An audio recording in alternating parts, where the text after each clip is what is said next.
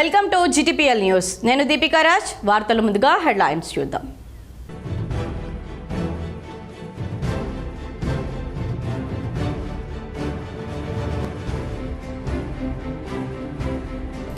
మహాకుంభమేళాలో జగిత్యాల నిర్మల్కు చెందిన పలువురు అదృశ్యం. కుటుంబ సభ్యుల ఆందోళన.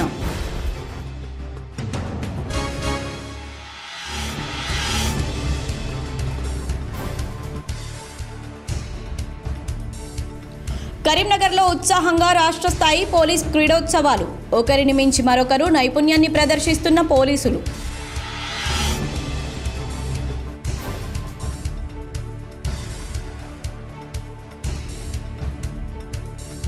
ప్రజల గుండె చప్పుడు గద్దర్. ఆయన ప్రజల గుండెల్లో చిరస్థాయిగా నిలుస్తారు. జగిత్యాల జిల్లా కోరుట్ల పట్టణంలో గద్దర్ చిత్రపటానికి పూలమాలలు వేసి నివాళులర్పించిన అంబేద్కర్ సంఘం నాయకులు.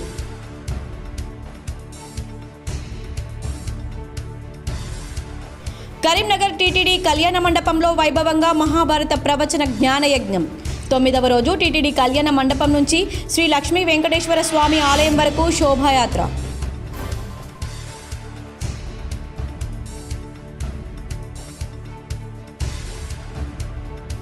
రాజన్న సిరిసిల్ల జిల్లా గంభీరావుపేట మండలంలోని గోరింటాల శివారులో త్రుటిలో తప్పిన పెను ప్రమాదం.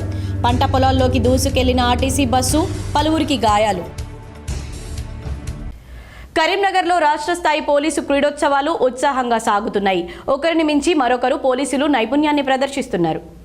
కరీంనగర్లో ఉత్సాహంగా ఉత్కంఠంగా రాష్ట్ర స్థాయి పోలీస్ క్రీడా పోటీలు జరుగుతున్నాయి. రాష్ట్ర నలుమూలల నుంచి వచ్చిన 2300 మంది పోలీస్ క్రీడాకారులు పోటీపడి తమ ప్రతిభ కనబరుచుతున్నారు. 29 అంశాల్లో క్రీడా పోటీలు నిర్వహిస్తున్నారు. Kabaddi, football, kho kho, swimming, body building, boxing, karate, 10 కిలోమీటర్ల cross country, table tennis, Indian made cycle road race without gear క్రీడా పోటీలు నిర్వహించారు. లోయర్ మానేర్ డ్యాంలో నిర్వహించిన జల క్రీడలు, కేనోయింగ్, కయాకింగ్ ప్రత్యేక ఆకర్షణగా నిలిచాయి. క్రీడా పోటీలను IG Chandrashekar Reddy, IGP sports Ramesh Reddy, Karimnagar police commissioner Abhishek Mohanty పర్యవేక్షించారు. వివిధ విభాగాల్లో పాల్గొన్న పలు జోన్ల క్రీడాకారుల్లో 31 బంగారు, 28 వెండి, 33 కాంస్య పతకాలు గెలుచుకున్నారు. కండలు తిరిగిన వీరుల్లా బాడీ బిల్డింగ్లో పలువురు పోలీసులు తమ ప్రతిభను చాటుకున్నారు.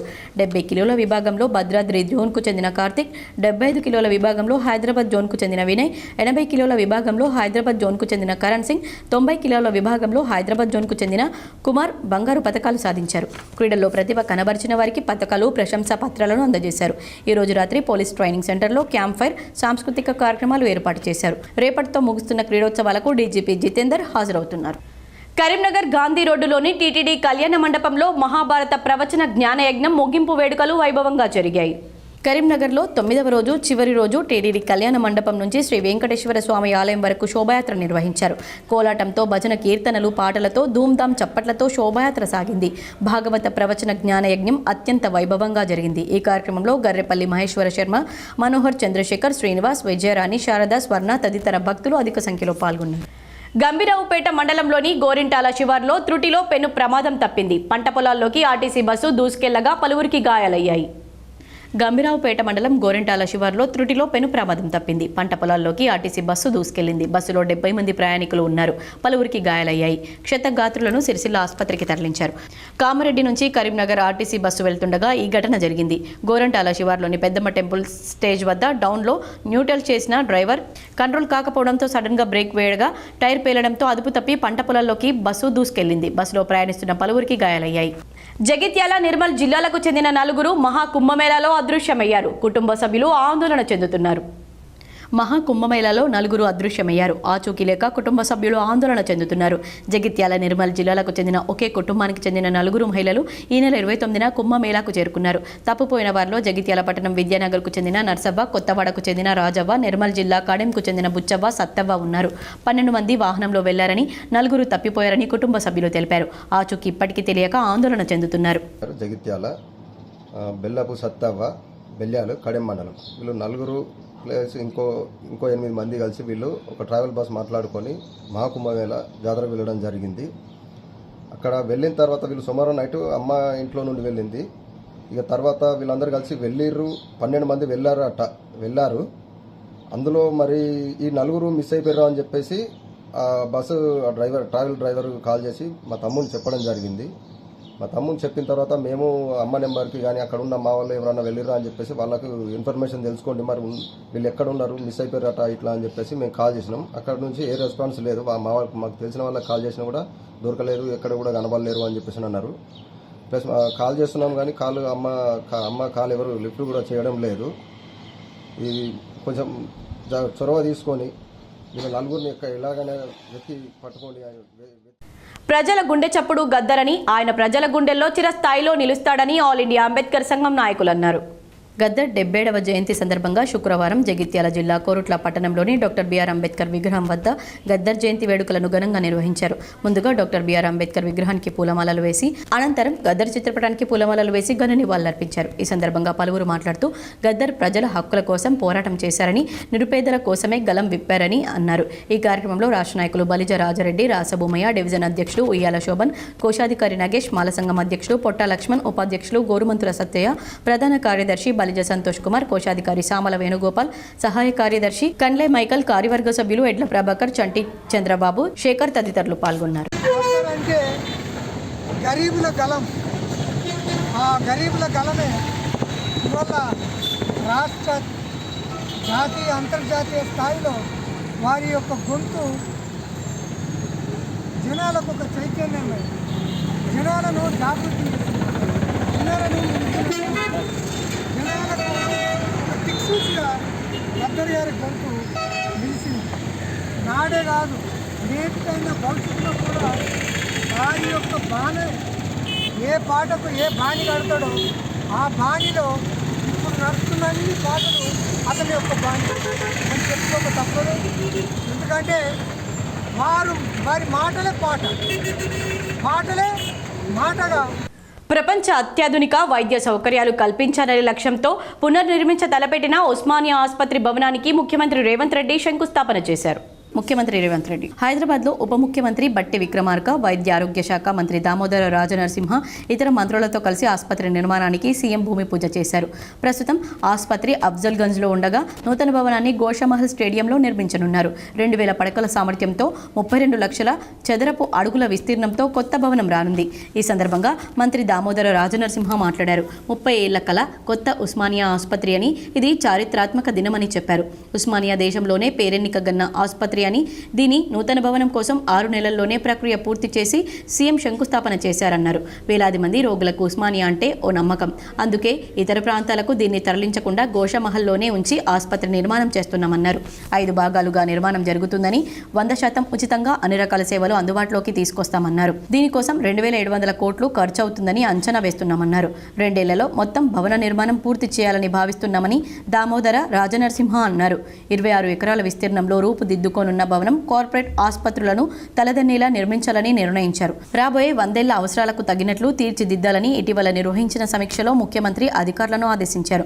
అన్ని రకాల సూపర్ స్పెషాలిటీ వైద్య సేవలు, ప్రతి వైద్య విభాగానికి ప్రత్యేకంగా ఆపరేషన్ థియేటర్లు, ప్రతి థియేటర్కు అనుబంధంగా పోస్ట్ ఆపరేటివ్ ఐసీయూ వార్డులు, కింది భాగంలో ఒకే చోట అన్ని రకాల డయాగ్నోస్టిక్ సేవలు అందుబాటులోకి రానున్నాయి. భవన నిర్మాణానికి సుమారు 2500 కోట్ల నుంచి 2700 కోట్ల వరకు వ్యయం కానుందని అంచనా వేశారు. కొత్త భవనం ప్రారంభోత్సవం తర్వాత 20% వైద్యుల సంఖ్య పెరగనుందన్నారు. రోజు 5000 మంది ఓపీ రోగులను చూసేలా 30 విభాగాలతో రోబోటిక్ సర్జరీలు చేపట్టే విధంగా సౌకర్యాలు ఏర్పాటు చేస్తారు. బోరబండలో TPCC chief MLC Mahesh Kumar Goud fitness gym సెంటర్ను ప్రారంభించారు. బోరబండలో ఫిట్నెస్ జిమ్ సెంటర్ను టీపీసీసీ అధ్యక్షులు ఎమ్మెల్సీ బొమ్మ మహేష్ కుమార్ గౌడ్ ప్రారంభించారు. కార్యక్రమంలో కార్పొరేటర్, హైదరాబాద్ నగర మాజీ డిప్యూటీ మేయర్ బాబా ఫసీయుద్దీన్, కూకట్పల్లి కాంగ్రెస్ పార్టీ ఇన్ఛార్జ్ బండి రమేష్ మరియు జూబ్లీహిల్స్ కాంగ్రెస్ నేత నవీన్ యాదవ్, డివిజన్ కాంగ్రెస్ నాయకులు, కార్యకర్తలు పాల్గొన్నారు. నీళ్ల మీద సీఎం రేవంత్ రెడ్డి ప్రభుత్వం నీచ రాజకీయం చేస్తుందని ఎమ్మెల్సీ కవిత ఆరోపించారు. తెలంగాణ జాగృతి ఆధ్వర్యంలో నీళ్లు నిజాలుపై రౌండ్ టేబుల్ సమావేశం నిర్వహించారు. బీఆర్ఎస్ ఎమ్మెల్సీ కల్వకుంట్ల కవిత కీలక వ్యాఖ్యలు చేశారు.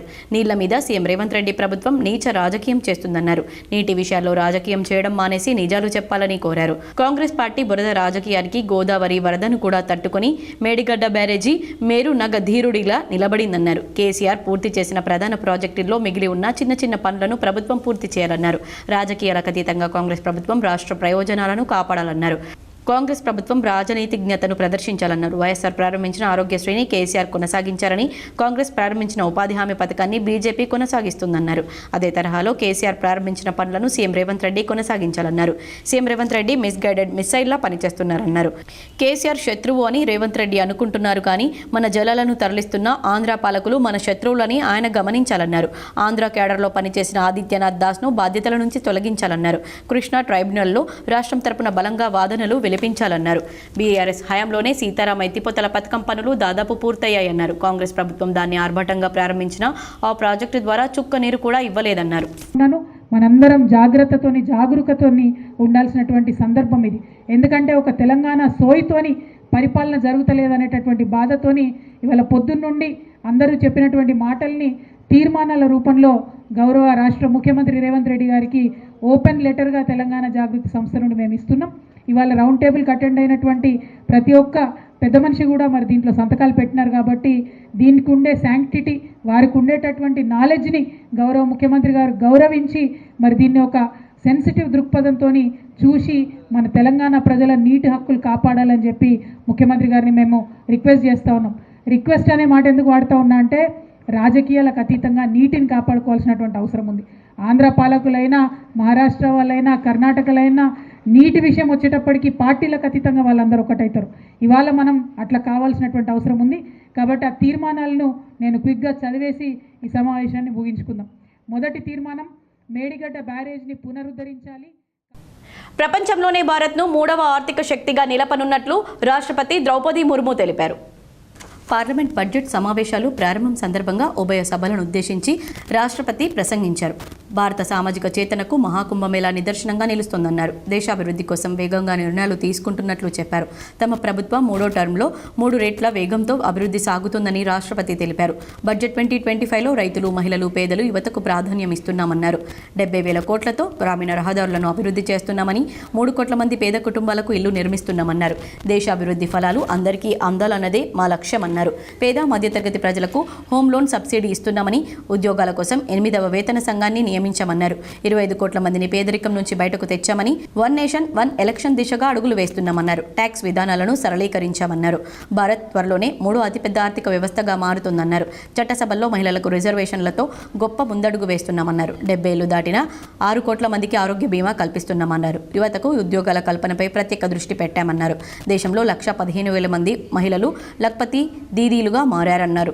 3 లక్షల మంది మహిళలను లఖ్పతి దీదీలుగా మార్చాలన్నదే మా ప్రభుత్వ సంకల్పమని రాష్ట్రపతి ముర్ము తన ప్రసంగంలో వివరించారు. इस समय देश में महाकुंभ का ऐतिहासिक पर्व भी चल रहा है। महाकुंभ भारत की सांस्कृतिक परंपरा का, भारत की सामाजिक चेतना का पर्व है। देश और दुनिया से आए करोड़ों श्रद्धालुओं प्रयागराज में पूर्ण स्नान कर चुके हैं। मैं मौनो अमावस्या के दिन हुई हादसे पर अपना दुख व्यक्त करती हूँ। घायलों के शीघ्र स्वस्थ होने की कामना करती हूँ। कुछ दिन पहले ही हमने देश के पूर्व प्रधानमंत्री डॉक्टर मनमोहन सिंह जी को खोए हैं। मनमोहन सिंह जी ने 10 वर्ष तक प्रधानमंत्री के रूप में देश की सेवा की। वे लंबे समय तक संसद के सदस्य भी रहे। मैं मनमोहन सिंह जी को भावभीनी श्रद्धांजलि अर्पित करती हूँ। माननीय सदस्यगण, भारत की विकास यात्रा की इस अमृतकाल को आज मेरी सरकार अभूतपूर्व उपलब्धियों के माध्यम से नई ऊर्जा दे रही है। तीसरे कार्यकाल में 3 गुना तेज गति से काम हो रहा है। आज देश పార్లమెంట్ బడ్జెట్ సమావేశాలు శుక్రవారం ఉదయం ప్రారంభమయ్యాయి. పార్లమెంట్ బడ్జెట్ సమావేశాలు ప్రారంభం కాగానే ఇటీవలే యూపీలోని ప్రయాగ్రాజ్లో జరుగుతున్న మహా కుంభమేళాలో జరిగిన తొక్కిసలాట ఘటన మృతులకు సంతాప సభ తెలిపింది. అంతేకాకుండా మాజీ ప్రధానమంత్రి మన్మోహన్ సింగ్కు నివాళులర్పించారు. ఈ నెల 29వ తేదీన మౌని అమావాస్య రోజున తెల్లవారుజామున మహా కుంభమేళాలో తొక్కిసలాట ఘటన చోటు చేసుకున్న విషయం తెలిసిందే. ఈ దుర్ఘటనలో 30 మంది మరణించినట్లు యూపీ ప్రభుత్వం ప్రకటించింది. అదేవిధంగా 40 మంది వరకు గాయపడినట్లు వెల్లడించింది. ఇక భారత మాజీ ప్రధాని, ప్రముఖ ఆర్థికవేత్త మన్మోహన్ సింగ్ గతేడాది డిసెంబర్ 24న కన్నుమూసిన విషయం తెలిసిందే. తీవ్ర అనారోగ్యంతో ఢిల్లీలోని ఎయిమ్స్లో చికిత్స పొందుతూ తుది శ్వాస విడిచారు. బంగారం ధరలకు రెక్కలొచ్చాయి. ఆకాశమే హద్దుగా దూసుకు వెళ్తున్నాయి. వరుసగా 3వ రోజు భారీగా పెరిగిన పసిడి ధర గతంలో ఎన్నడూ లేని విధంగా ఆల్ టైమ్ రికార్డుకు చేరింది. గురువారం అంతర్జాతీయ మార్కెట్లో బంగారం ధర $70 పెరిగి రికార్డు స్థాయిలో $2,850 చేరుకుంది. ఈ నేపథ్యంలో శుక్రవారం దేశీయ బులియన్ మార్కెట్లో 22 క్యారెట్ల 10 గ్రాముల పసిడి ధర 1200కు పెరిగి 77,300గా నమోదైంది. 24 క్యారెట్ల 10 గ్రాములపై $1,310 పెరిగి 84,330గా ఉంది. బడ్జెట్ ప్రవేశానికి ముందు బంగారం ధరలు ఆల్ టైమ్ రికార్డుకు చేరుకోవడంతో పసిడి ప్రియులు హడలెత్తిపోతున్నారు. ఇటీవల కాలంలో ఈ స్థాయి ధరలు పెరగడం ఇదే తొలిసారిగా మార్కెట్ నిపుణులు చెబుతున్నారు. ఇక దేశ రాజధాని న్యూఢిల్లీలో 24 క్యారెట్ల బంగారం ధర 10 గ్రాములకు 84,480 ఉండగా 22 క్యారెట్ల బంగారం 10 గ్రాములకు 77,450గా ఉంది. హైదరాబాద్లో 22 క్యారెట్ల గోల్డ్ రేటు 77,300 వద్ద, 24 క్యారెట్ల బంగారం ధర 84,330 వద్ద నిలిచాయి. విజయవాడ, విశాఖపట్నంలో కూడా ఇవే ధరలు కొనసాగుతున్నాయి. మరోవైపు బంగారం ధరలు మాదిరిగానే వెండి రేటు కూడా పరుగులు పెడుతోంది. వరుసగా రెండో రోజు వెండి ధరలు పెరిగాయి. నేడు బులియన్ మార్కెట్లో కిలో వెండిపై $1,000 పెరిగి 99,500 ఉండగా తెలుగు రాష్ట్రాల్లోని ప్రధాన నగరాలైన హైదరాబాద్, విశాఖ, విజయవాడలో కిలో వెండి ధర 1,07,000కు చేరుకుంది. దేశవ్యాప్తంగా ఎన్ఐటి, ఐఐటి, బీటెక్, బీఆర్క్ సీట్ల భర్తీ నిర్వహించే జేఈఈ మెయిన్ సెషన్ 1 పరీక్షలు ముగిశాయి. దేశవ్యాప్తంగా మొత్తం 5 రోజుల పాటు రోజుకు 2 విడతల్లో మొత్తం 10 సెషన్లలో ఈ పరీక్షలు జరిగాయి. త్వరలో ప్రిలిమినరీకి విడుదల కానుంది. దీనిపై అభ్యంతరాలను స్వీకరించి పర్సంటైల్ స్కోర్ను ఫిబ్రవరి 12న ప్రకటించనున్నారు. ఇక జనవరి 31 నుంచి సెషన్ 2 పరీక్షలకు రిజిస్ట్రేషన్ ప్రక్రియ మొదలు కానుంది. ఫిబ్రవరి 24వ తేదీ వరకు అధికారిక వెబ్సైట్లో విద్యార్థులు దరఖాస్తు చేసుకునే అవకాశం ఉంది. ఇక ఏప్రిల్ 1 నుంచి 8 వరకు రోజుకు 2 షిఫ్టుల్లో పరీక్షలు జరగనున్నాయి. ఆయా తేదీల్లో రోజు ఉదయం నుంచి మధ్యాహ్నం 12 గంటల వరకు మొదటి సెషన్స్ పరీక్షలు, మధ్యాహ్నం 3 గంటల నుంచి సాయంత్రం 5 గంటల వరకు రెండో సెషన్ పరీక్షలు జరుగుతాయి. ఈ మేరకు నేషనల్ టెస్టింగ్ ఏజెన్సీ ప్రకటన విడుదల చేసింది. సెషన్ 1 పరీక్షలకు దేశవ్యాప్తంగా 14 లక్షల మంది విద్యార్థులు దరఖాస్తు చేసుకోగా సెషన్ 2 దరఖాస్తుల సంఖ్య మరింత పెరిగే అవకాశం ఉంది. అయితే జేఈఈ మెయిన్ 2 విడతల్లో వచ్చిన ఉత్తమ స్కోర్ ఆధారంగా తుది ర్యాంకులు కేటాయిస్తారు. జేఈఈ మెయిన్లో కనీస మార్కులు సాధించిన తొలి 2.50 లక్షల మందిని జేఈఈ అడ్వాన్స్డ్ 2025 పరీక్ష రాసేందుకు అనుమతిస్తారు. ఇక మే 18న జేఈఈ అడ్వాన్స్డ్ పరీక్ష ఉంటుంది. జేఈఈ మెయిన్ ర్యాంకులతో ఎన్ఐటి, అడ్వాన్స్డ్ ర్యాంకులతో ఐఐటీల్లో సీట్లు పొందొచ్చనే విషయం తెలిసింది. కాగా జేఈఈ మెయిన్స్లో వచ్చిన ర్యాంక్ ఆధారంగానే దేశవ్యాప్తంగా ఉన్న 31 ఎన్ఐటీల్లో, బీఈ, బీటెక్ కోర్సుల్లో, జేఈఈ అడ్వాన్స్లో వచ్చిన ర్యాంక్ ఆధారంగా మొత్తం 23 ఐఐటీల్లో, IIITలో సీట్లు కేటాయిస్తారు. ప్రయాగ్రాజ్లో కొనసాగుతున్న మహాకుంభమేళా రికార్డులు సృష్టిస్తోంది. జనవరి 30కే 30 కోట్ల మంది త్రివేణి సంగమం వద్ద పవిత్ర స్నానాలు ఆచరించారు. ప్రయాగ్రాజ్లో కొనసాగుతున్న మహాకుంభమేళా రికార్డులు సృష్టిస్తోంది. జనవరి 30కే 30 కోట్ల మంది త్రివేణి సంగమం వద్ద పవిత్ర స్నానాలు ఆచరించారని యూపీ సర్కార్ తెలిపింది. ఒక్క మౌని అమావాస్య రోజే 7 కోట్ల భక్తులు అమృత స్నానాలు చేయడం విశేషం. గురువారం ఉదయం 8 గంటల వరకు 43 లక్షలకు పైగా చేశారని పేర్కొంది. మకర సంక్రాంతితో మొదలైన మేళా 15 రోజుల్లోనే ఈ ఘనత అందుకుంది. ఇక వసంత పంచమి సహా మిగిలిన రోజుల్లో ఈ సంఖ్య 45 కోట్లు దాటొచ్చని అంచనా. మహాకుంభమేళా జన జాతరగా మారింది. ఆధ్యాత్మిక కేంద్రంగా ఉన్న ఈ కుంభమేళాలో విదేశాలతో పాటు అనేక ప్రాంతాల నుండి కోట్లాది మంది సందర్శిస్తున్నారు. ప్రయాగ్రాజ్ కుంభమేళా జోరుగా కొనసాగుతుంది. అక్కడి ఘాట్లన్నీ భక్తులతో సంతృప్తిగా కనిపిస్తున్నాయి. ఈ నేపథ్యంలో భక్తులు ఊహించని స్థాయిలో వస్తున్నారు. ఇప్పటి వరకు మొత్తం 27.58 కోట్ల మంది భక్తులు కుంభమేళా స్నానాల్లో పాల్గొన్నారు. జనవరి 29న ఒక్కరోజే 7.5 కోట్ల మందికి పైగా భక్తులు ఘాట్లపై హాజరయ్యారు. ఈ సంఖ్య కుంభమేళా చరిత్రలోనే సరికొత్త రికార్డని అధికారులు తెలిపారు. జనవరి 28 నాటికి ఈ సంఖ్య 19.94 కోట్లుగా ఉంది. ఈ జాతరకు రావడానికి భక్తులు విదేశాలతో పాటు అనేక ప్రాంతాల నుంచి వస్తున్నారు. ఇప్పటి వరకు దాదాపు 10 లక్షల మంది కుంభమేళా కాలంలో కల్పవాసిగా ఉన్నారు. అంటే వారు పలు రోజుల పాటు ప్రత్యేక ప్రార్థనలను, పూజలను నిర్వహిస్తూ అక్కడే నివసిస్తున్నారు. ఈ భారీ సంఖ్య వారి ఆధ్యాత్మిక చింతన కోసం ప్రయాగ్రాజ్ నగరానికి చేరుకున్నట్లు అర్థమవుతుంది. దీంతో ప్రస్తుతం ప్రపంచవ్యాప్తంగా ఉన్న భక్తుల కోసం ఈ కుంభమేళా ఒక గొప్ప ఆధ్యాత్మిక యాత్రగా మారింది.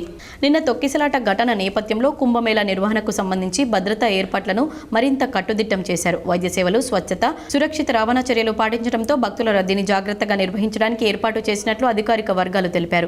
ఈ క్రమంలో ప్రయాగ్రాజ్ నగరంలో అత్యాధునిక రవాణా వ్యవస్థ ఏర్పాటుతో భక్తులు సులభంగా అక్కడికి చేరుకోవడానికి అవకాశం ఉంటుంది.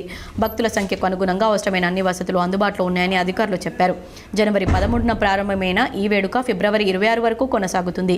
ఈ నేపథ్యంలో వచ్చే రోజుల్లో భక్తుల సంఖ్య ఇంకా పెరిగే అవకాశం ఉంది. యూపీ ప్రభుత్వం ఈసారి మేళాకు 40 కోట్ల మంది భక్తులు వస్తారని అంచనా వేసింది. కానీ ఇప్పటికే దాదాపు 30 కోట్ల మంది భక్తులు కుంభమేళాను సందర్శించారు. ఇక వచ్చే నెలలో మరో 26 రోజుల్లో ఈ సంఖ్య మరింత పెరుగుతుందని అక్కడి అధికారులు చెబుతున్నారు. ఉత్తరప్రదేశ్లోని ప్రయాగ్రాజ్ మహాకుంభమేళాలో 20వ రోజు మంగిరాములు మహారాజ్ భక్త బృందం ఆధ్వర్యంలో ఇడ్లీ సాంబార్ కార్యక్రమానికి విశేష స్పందన లభించింది. ఉత్తరప్రదేశ్లోని ప్రయాగ్రాజ్ మహాకుంభమేళాలో 20వ రోజు నందిపేట కేదారేశ్వర ఆశ్రమ వ్యవస్థాపకులు మంగిరాములు మహారాజ్ భక్త బృందం ప్రత్యేక పూజలు చేసి ఉచిత టిఫిన్స్ విరాళం అందజేశారు. ఇడ్లీ సాంబార్ వడ టిఫిన్స్ ఉచితంగా పంపిణీ చేశారు. పెద్ద ఎత్తున భక్తులు హాజరై ఈ అల్పాహారాన్ని ఆరగించారు. ప్రయాగ్రాజ్ కుంభమేళాలో జరిగిన తొక్కిసలాటపైన ఉత్తరప్రదేశ్ ప్రభుత్వం సహాయం కోసం ప్రత్యేకంగా టోల్ ఫ్రీ నంబర్లను ఏర్పాటు చేసింది.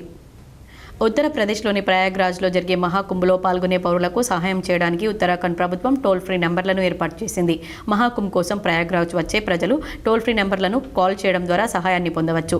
1070-821-88-67005 905-844-1404 ఏదైనా సమస్య ఎదురైతే ఫోన్ ద్వారా సంప్రదించవచ్చని ప్రయాగ్రాజ్ మేళా అథారిటీలు పలు ఫోన్ నంబర్లను సూచించింది.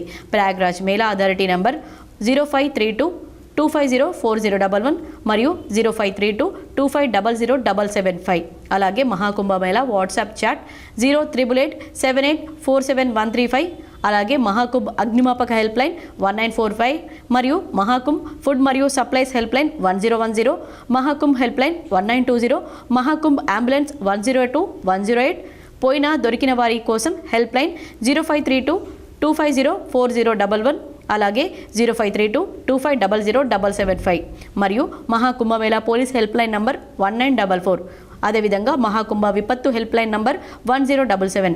Email ID info.mahakumbh25@gmail.com. మీరు మహాకుంభమేళా వెబ్సైట్ను సందర్శించడం ద్వారా మరింత సమాచారం తెలుసుకోవచ్చు. నిర్మల్ జిల్లా బాసరా శ్రీ జ్ఞాన సరస్వతి అమ్మవారి ఆలయంలో రేపటి నుండి 3వ తేదీ వరకు జరిగే వసంత పంచమి వేడుకలకు వచ్చే భక్తులకు ఎలాంటి ఇబ్బందులు కలగకుండా అన్ని ఏర్పాట్లు పకడ్బందీగా చేపట్టాలని నిర్మల్ జిల్లా కలెక్టర్ అభిలాష అభినవ్ సంబంధిత అధికారులను ఆదేశించారు. ముందుగా కలెక్టర్ గోదావరి నది పుష్కర ఘాట్లను అధికారులు ఎక్కడ ఏర్పాటు చేసిన పనులను పరిశీలించారు. అనంతరం అమ్మవారి ఆలయంలో ప్రత్యేక పూజలు చేసి జిల్లా కలెక్టర్కు ఆలయ స్థానాచార్యులు ప్రవీణ్ పాఠక్ అమ్మవారి తీర్థ ప్రసాదాలను అందజేసి ఆశీర్వదించారు. ఆలయ అతిథి గృహంలో ఆలయ అధికారులతో సమీక్షా సమావేశం నిర్వహించారు. ఈ సందర్భంగా కలెక్టర్ మాట్లాడుతూ వసంత పంచమి వేడుకలకు భక్తులకు అనుగుణంగా ఏర్పాటు చేయాలన్నారు. ముఖ్యంగా అక్షరాభ్యాసం చేయించుకునే భక్తులకు చిన్నారులకు క్యూలైన్లలో ఎలాంటి ఇబ్బందులు కలగకుండా చూడాలన్నారు. సరస్వతి అమ్మవారి పుట్టినరోజు వేడుకలకు హాజరయ్యే భక్తులకు కనీస సౌకర్యాలు కల్పించాలని సంబంధిత అధికారులను ఆదేశించారు. క్షేత్రంలో చలువ పందిళ్లు, క్యూలైన్లు, తాగునీరు, ప్రత్యేక వైద్య శిబిరం, ఆలయ విద్యుత్ దీపాలంకరణ, ఆర్టీసీ బస్సు సర్వీసులపై కలెక్టర్ చర్చించారు. పరిసరాల పరిశుభ్రత, గోదావరి నది పుష్కర ఘాట్ల శుభ్రత ఎప్పటికప్పుడు సిబ్బందితో అలర్ట్ గా ఉండే విధంగా చూడాలన్నారు. పార్కింగ్ స్థలాల్లో ఆయా ప్రాంతాల్లో ట్రాఫిక్ జామ్ లేకుండా చూడాలని పోలీసులను ఆదేశించారు. ఫైర్ ఇంజన్ను అందుబాటులో ఉండాలని, అదేవిధంగా గోదావరి నది పరిసరాలు శుభ్రం చేయడంతో పాటు మహిళలకు దుస్తుల మార్పిడి, తాత్కాలిక గదులు, టాయిలెట్స్ ఏర్పాటు చేయాలని సూచించారు. ఆర్డీఓ కోమల్ రెడ్డి, ఆలయ కార్యనిర్వహణాధికారి సుదర్శన్ రెడ్డి, తహసీల్దార్ పవన్ చంద్ర, ఎంపీడీఓ అశోక్ కుమార్, గ్రామ పంచాయతీ కార్యదర్శి Sudarshan Goud, CM Mahesh, SI Ganesh, RWS, RTC తదితరులు పాల్గొన్నారు. ఉపాధ్యాయుల సమస్యలు పరిష్కరించేందుకు కృషి చేస్తానని ట్రస్మా రాష్ట్ర అధ్యక్షులు ఎమ్మెల్సీ అభ్యర్థి యాదగిరి శేఖర్రావు అన్నారు. నిజామాబాద్ నగరంలోని సందీప్ ఫంక్షన్ హాల్లో ఏర్పాటు చేసిన ట్రస్మా నిజామాబాద్ జిల్లా సభ్యుల సర్వసభ్య సమావేశం జరిగింది. ఈ సమావేశానికి ముఖ్య అతిథిగా రాష్ట్ర ట్రస్మా అధ్యక్షులు యాదగిరి శేఖర్రావు పాల్గొన్నారు. ఎమ్మెల్సీ అభ్యర్థిగా పోటీ చేస్తున్న పూర్తి మద్దతు తెలపాలని కోరారు. ఉపాధ్యాయుల సమస్యలు పరిష్కరించేందుకు తన వంతు కృషి చేస్తానన్నారు. ఈ కార్యక్రమంలో జిల్లా ట్రస్మా నాయకులు తదితరులు పాల్గొన్నారు.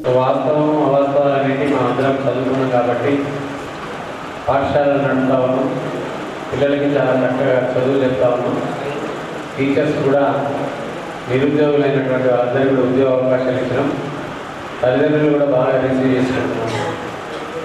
కాబట్టి దీని గురించి ఎక్కువగా స్పందన కాకుండా మనం పనులు ఎవరు చేస్తారనేది మనందరికీ తెలుసు. వార్తలు ముగించే ముందు హెడ్లైన్స్ మరోసారి.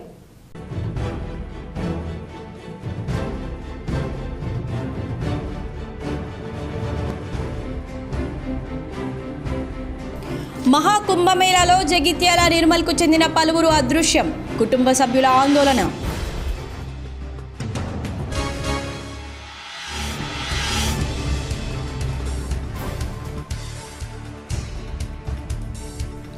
కరీంనగర్లో ఉత్సాహంగా రాష్ట్ర స్థాయి పోలీస్ క్రీడోత్సవాలు, ఒకరిని మించి మరొకరు నైపుణ్యాన్ని ప్రదర్శిస్తున్న పోలీసులు.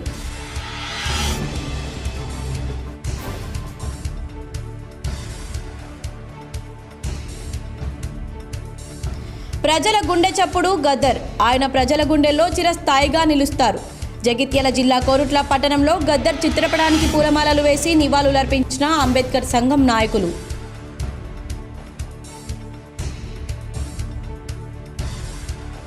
కరీంనగర్ టీటీడీ కళ్యాణ మండపంలో వైభవంగా మహాభారత ప్రవచన జ్ఞానయజ్ఞం.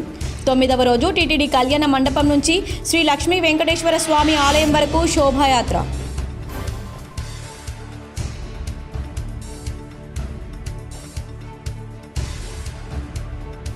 రాజన్న సిరిసిల్ల జిల్లా గంభీరావుపేట మండలంలోని గోరింటాల శివారులో త్రుటిలో తప్పిన పెను ప్రమాదం. పంట పొలాల్లోకి దూసుకెళ్లిన ఆర్టీసీ బస్సు, పలువురికి గాయాలు. ఈ వార్తలు ఇంతటితో సమాప్తం. తిరిగి ప్రసారమయ్యే వార్తల్లో మళ్ళీ కలుద్దాం. అంతవరకు చూస్తూనే ఉండండి మీ GTPL.